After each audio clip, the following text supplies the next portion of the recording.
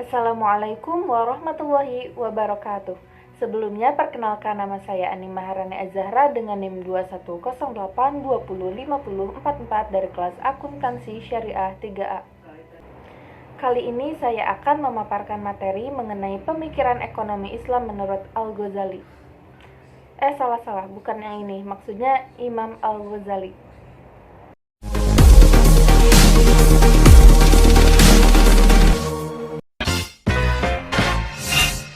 Nama lengkap Imam Al-Ghazali adalah Abu Hamid Muhammad bin Muhammad Al-Tus Al-Ghazali. Beliau lahir di Tus, di mana sebuah kota kecil di Khorasan, di Iran pada tahun 450 Hijriah atau 1058 Masehi. Dan beliau juga meninggal di kota Tus, yaitu pada tanggal 19 Desember 1111. Dan ini merupakan foto makam beliau.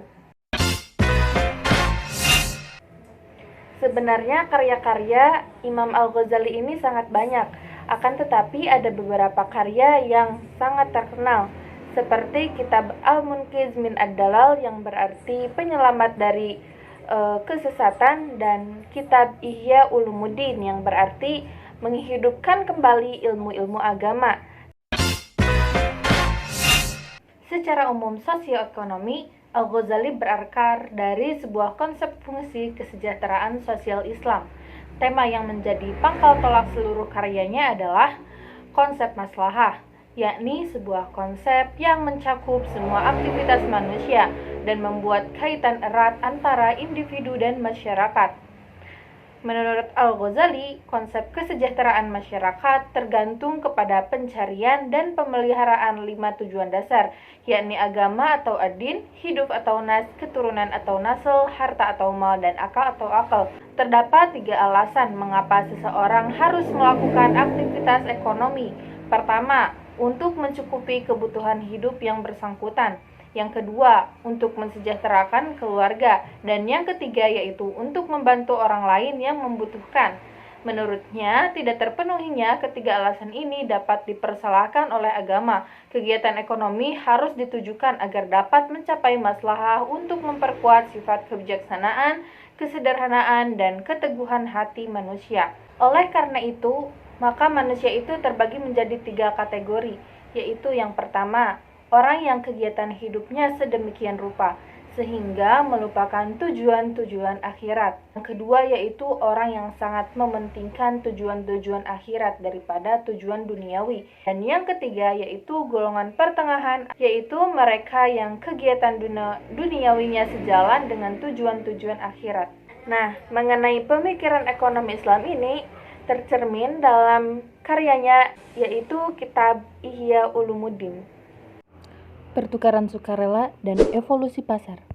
Menurut Imam Al-Ghazali, timbulnya pasar ini didasarkan karena adanya penawaran dan permintaan yang akan menimbulkan laba atau rugi. Misalnya seperti petani membutuhkan ikan dari nelayan, nelayan membutuhkan beras dari petani, dan lain sebagainya. Untuk memenuhi kebutuhan itu, maka diperlukan adanya tempat untuk produksi dan pendistribusian barang, yang kemudian tempat itu disebutkan dengan nama pasar.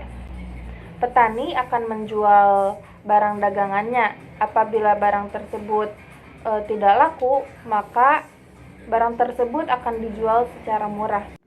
Aktivitas produksi. Imam Al-Ghazali menggambarkan bahwa aktivitas produksi menurut kepentingan sosial dan diperlukan kerjasama dan koordinasi dengan fokus utamanya yaitu pada dasar-dasar etos Islam.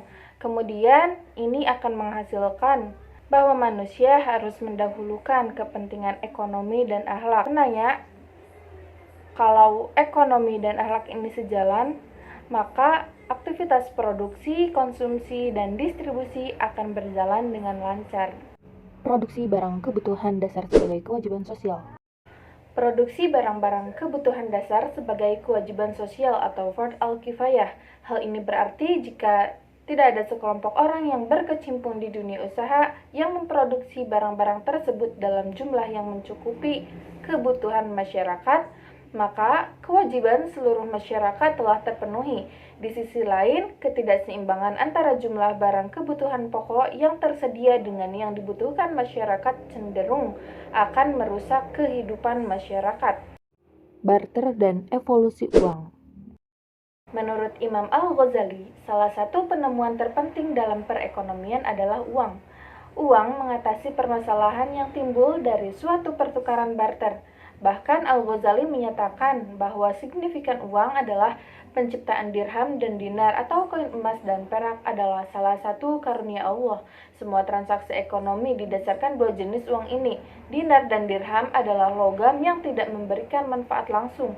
Akan tetapi, orang membutuhkannya untuk mempertukarkannya dengan bermacam-macam barang lainnya, seperti makanan, pakaian, dan lain-lain. Peranan negara dan keuangan publik. Menurut Al-Ghazali, negara adalah lembaga yang penting, tidak hanya bagi berjalannya aktivitas ekonomi dari suatu masyarakat dengan baik, akan tetapi juga untuk memenuhi kewajiban sosial. Maka peran negara sangat esensial adalah untuk menjaga orang-orang agar hidup bersama secara harmonis dan dalam kerjasama lain dalam mencari penghidupan. Menurut Al-Ghazali, untuk meningkatkan kemakmuran ekonomi, negara harus menegakkan keadilan dan memberikan kondisi damai dan keamanan sehingga pembangunan ekonomi yang sehat dapat berlangsung. Kemajuan ekonomi melalui keadilan, kedamaian, dan stabilitas. Negara harus mengambil semua tindakan yang perlu untuk menegakkan kondisi keamanan internal dan eksternal, di mana tentara diperlukan untuk mempertahankan dan melindungi orang dari perampok. Harus ada pengadilan untuk menyelesaikan sengketa, hukum, dan peraturan diperlukan untuk mengawasi perilaku orang-orang dan untuk stabilitas sosial. Keuangan publik. Dalam konteks keuangan publik, Al-Ghazali melihat dari dua sisi anggaran, yakni dari sisi pendapatan dan pengeluaran.